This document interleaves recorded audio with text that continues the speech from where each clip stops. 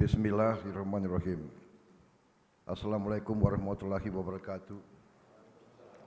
Selamat siang, salam sejahtera bagi kita sekalian. Shalom, salve, swastiastu, namo buddhaya, salam kebajikan, rahayu, rahayu. Yang saya hormati, Wakil Presiden Republik Indonesia, Saudara Gibran Rakabuming Raka, para menteri koordinator, para menteri, para kepala badan, ketua Dewan Ekonomi Nasional, para penasihat khusus Presiden, Jaksa Agung, Kepala BIN, Kapolri, Panglima TNI, dan seluruh kepala staf angkatan, para wakil menteri, dan seluruh anggota Kabinet Merah Putih yang saya banggakan. Pertama-tama, tentunya sebagai insan yang bertakwa, marilah kita tidak henti-hentinya memanjatkan puji syukur kehadirat Tuhan Maha Besar. Bagi umat Islam, Allah Subhanahu wa Ta'ala atas segala karunia, kesehatan, kebaikan yang masih diberikan kepada kita, sehingga kita dapat berkumpul di siang hari ini di Hambalang, Jawa Barat. Hari ini saya sengaja mengundang saudara-saudara berkumpul di Hambalang, di Padepokan Garuda Yaksa untuk memberi taklimat awal tahun 2026. Pertimbangan saya kumpulkan adalah pertama, untuk kita evaluasi kerja kita tahun lalu. Selanjutnya kita memahami kondisi bangsa kita di tengah dinamika dan gejolak dunia. Dan selanjutnya kita melihat ke depan tahun ini, langkah-langkah apa yang harus kita laksanakan, sasaran-sasaran apa yang harus kita capai. Saudara-saudara sekalian, kita memahami bahwa kondisi bangsa kita penuh dengan tantangan dan cobaan. Yang terakhir tentunya kita memahami benar bencana-bencana yang terjadi di 3 provinsi di Aceh, tapi juga di beberapa tempat-tempat lain, di Jawa Barat, juga di Jawa Timur, di Jawa Tengah, di beberapa tempat lain. Jadi saudara-saudara, kita hadapi itu, dan dengan kita hadapi itu, kita memahami benar bahwa ternyata negara kita sesungguhnya memiliki kekuatan. Negara kita telah mampu dan terus-menerus membuktikan kepada rakyat kita dan sesungguhnya kepada diri kita sendiri, kepada elit kita, bahwa negara kesatuan Republik Indonesia punya kekuatan. Kita memahami itu dan kita terus telah membuktikan itu di tahun 2025 dan akan kita buktikan di tahun 2026 ini. Saudara-saudara sekalian, dengan ini semua saya ingin menggunakan kesempatan pertama di awal taklimat saya untuk menyampaikan terima kasih saya yang sedalam-dalamnya dari hati saya. Terima kasih saya sebagai presiden, sebagai pemimpin, sebagai penerima mandat dari rakyat Indonesia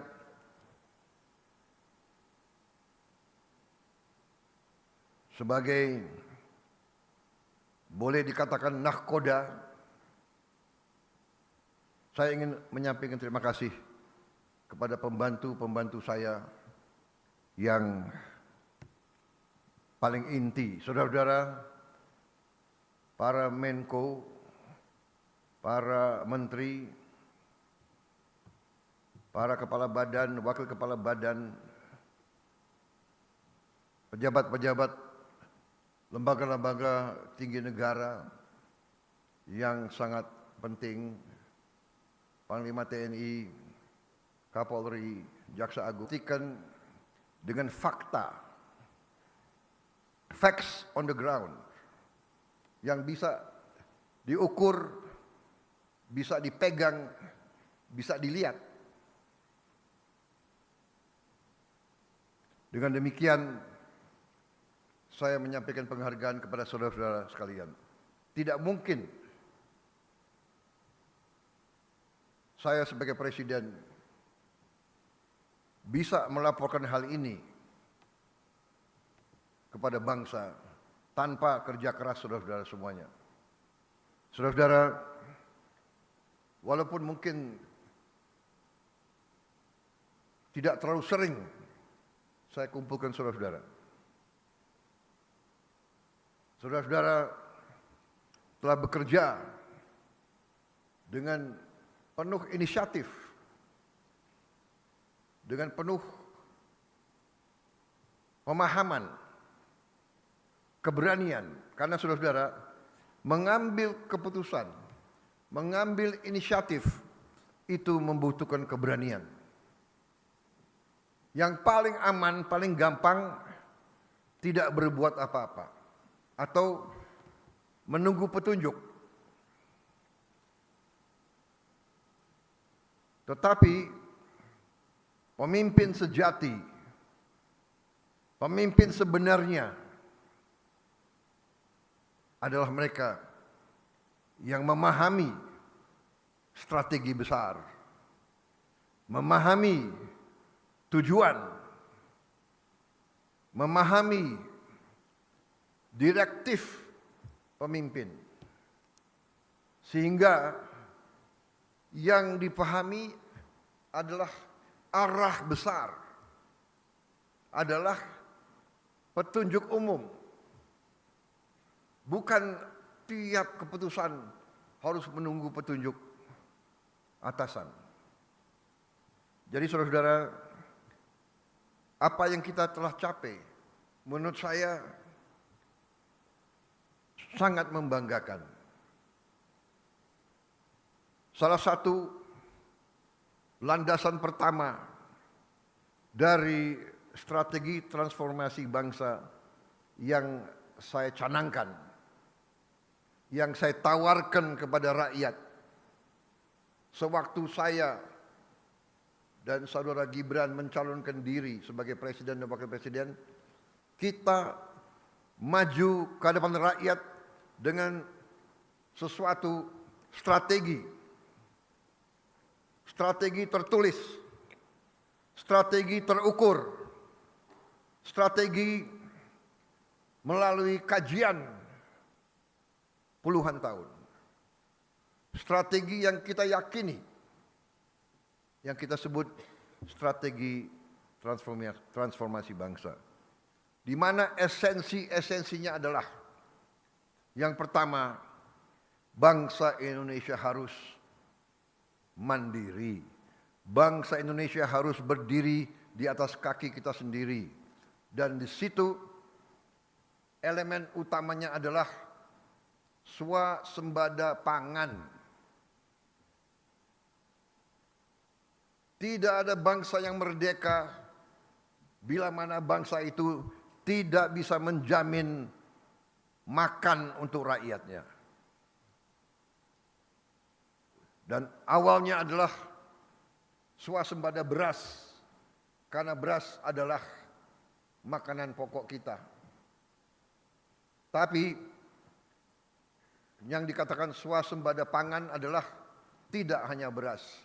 Beras, jagung, singkong, dan yang lain-lain. Swasembada pangan artinya adalah karbohidrat dan protein. Kita harus swasembada protein. Dan juga selain swasembada pangan, dasar selanjutnya adalah swasembada energi. Kalau kita tergantung dengan bangsa lain untuk energi kita, tidak mungkin kita makmur. Tidak mungkin kita lepas dari kemiskinan. Saudara-saudara, strategi ini ternyata dibenarkan oleh dinamika dunia. Kita bisa bayangkan, kalau kita tidak swasembada beras, di tengah konflik di mana-mana, di tengah perang di mana-mana, sumber import beras kita tadinya adalah Thailand dan Kamboja dan Vietnam. Sekarang Thailand sama Kamboja perang terus. Setelah perang, negosiasi, gencatan senjata, damai, meletus lagi. Dalam keadaan seperti itu, bayangkan, amankah kita tergantung import dari negara yang konflik? Salah satu sumber makanan kita juga dari India. India perang sama Pakistan. Saudara-saudara, kita juga pernah mengalami COVID. Semua negara pengekspor makanan menutup. Kita tidak bisa import walaupun kita punya uang. Dan import berarti devisa kita keluar. Jadi saudara-saudara, pangan dan energi harus kita mandiri. Harus kita mandiri. Alhamdulillah, target yang saya berikan kepada tim pangan kita, saya berikan target waktu awal pemerintahan yang saya pimpin adalah 4 tahun untuk swasembada pangan. Alhamdulillah, Desember 31 tahun 2025, waktu 24.00 bisa kita dengan resmi mengatakan di tahun 2025 Republik Indonesia swasembada beras.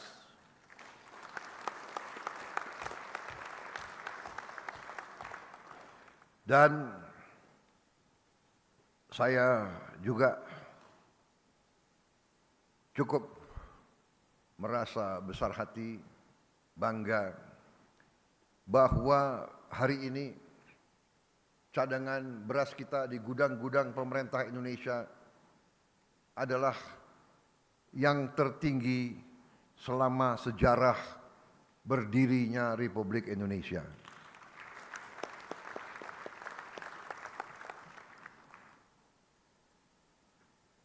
Pernah di pemerintahan Presiden Soeharto, kita di puncaknya pernah punya cadangan beras di gudang pemerintah 2 juta ton. Hari ini cadangan beras kita di gudang pemerintah lebih dari 3 juta ton.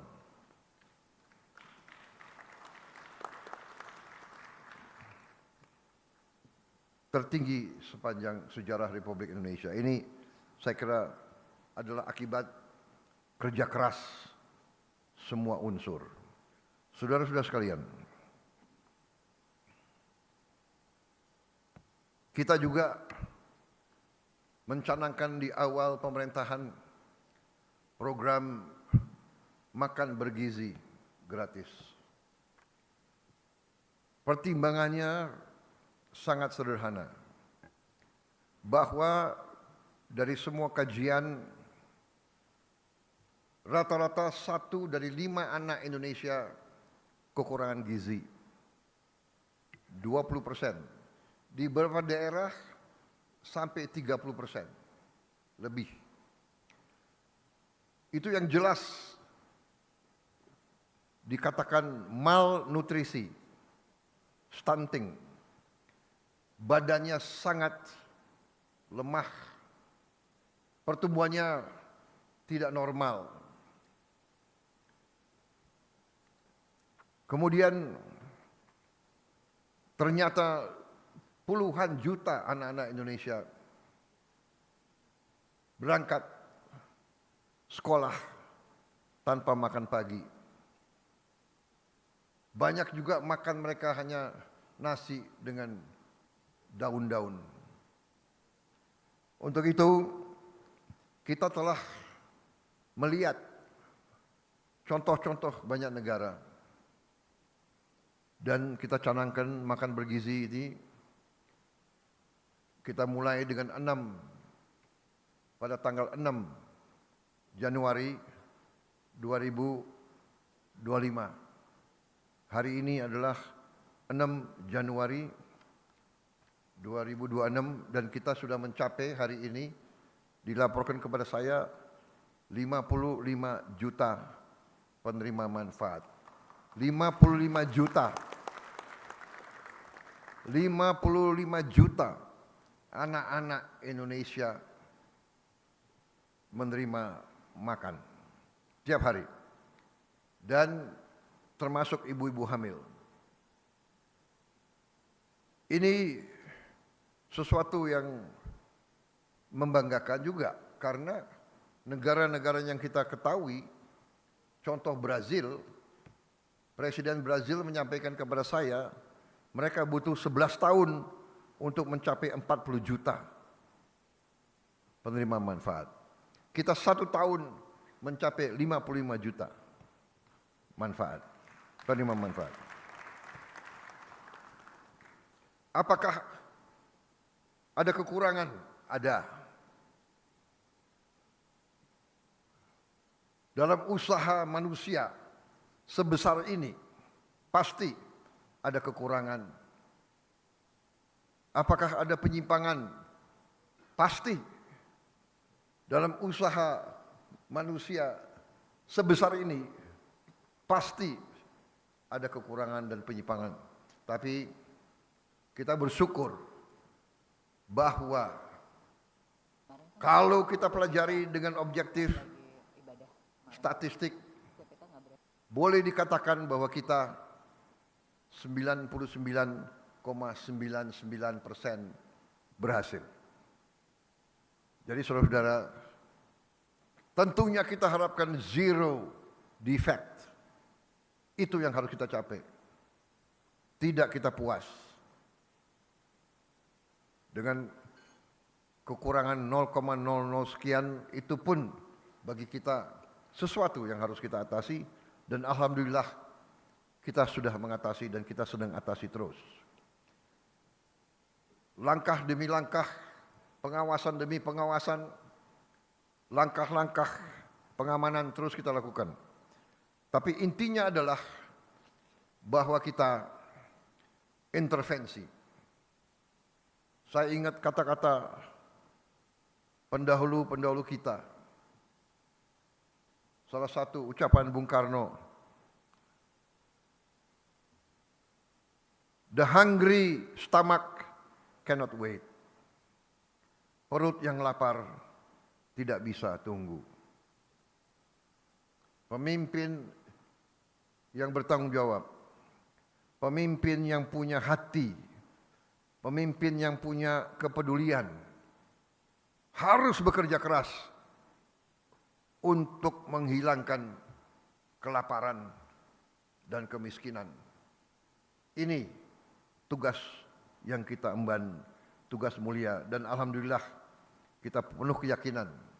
Kita buktikan, saya sangat yakin, walaupun begitu banyak pakar yang mengejek saya dan tim saya, menyinyir. Mereka katakan MBG pasti gagal. Tapi kita buktikan kepada mereka, MBG berhasil. MBG dinantikan oleh semua rakyat. Bahkan sekarang saya repot, saya sedih kalau saya ke daerah-daerah, anak-anak panggil saya, teriak saya, "Pak, kapan kami terima MBG?" Dan kita lihat video klip bagaimana kendaraan MBG datang, rakyat menunggu, menyambut. Ya Allah, udah nanti anak ini, ya Allah.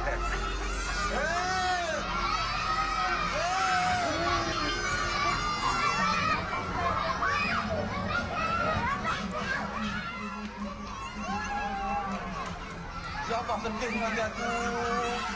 Ya Allah. Oh. Ya Allah. Ya Allah.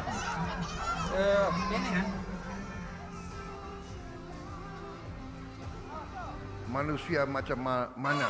Mantap Prabowo. Apa nak? Mantap Prabowo. Enak. Enak. Enak? Enak? Enak Dilan? Dilan? Terima kasih nasinya enak banget. Mungkin tadinya. Ya, terima kasih. Enak.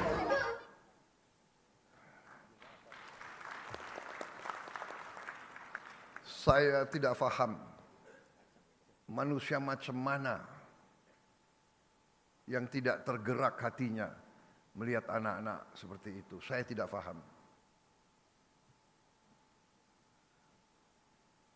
Hei orang-orang pintar, hei orang-orang pintar yang ngejek, lihatlah dengan mata dan hatimu rakyat kita, anak-anak itu. Saudara-saudara, percaya kita berada di jalan yang benar, di jalan membela keadilan, di jalan memberantas kemiskinan, di jalan menghilangkan kelaparan. Kita berada di jalan yang bersih, yang suci. Kita berada di jalan yang diridhoi oleh Tuhan Maha Kuasa. Jangan ragu-ragu. Saudara-saudara, kita buktikan.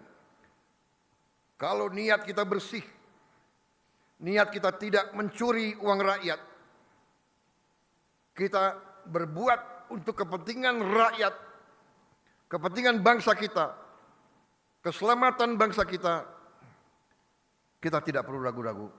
Kita tidak perlu sedikit pun gentar. Dan saudara-saudara, kita pasti dimaki, kita pasti difitnah. Karena banyak kekuatan, tidak hanya di negara kita, banyak kekuatan memang berada di pihak yang senang di alam penuh korupsi, penuh penyelewengan, penuh penipuan. Mereka ingin kaya di atas penderitaan rakyat kecil. Jadi kita harus siap. Kalau kita dihantam, kita difitnah, kita diejek, terima itu sebagai kebanggaan. Kalau orang jahat mengejek kita, berarti kita benar dan kita harus terus melaksanakan dan membela kebenaran. Saudara-saudara, banyak sekali yang kita akan review, tapi saya kira taklimat yang selanjutnya sebaiknya kawan-kawan media kita istirahat dulu. Kalau perlu mungkin makan dan minum kopi sambil saya memberi petunjuk-petunjuk yang lebih rinci. Jadi ada hal-hal yang boleh terbuka, tapi ada hal-hal yang sebaiknya kita simpan dulu, saudara-saudara.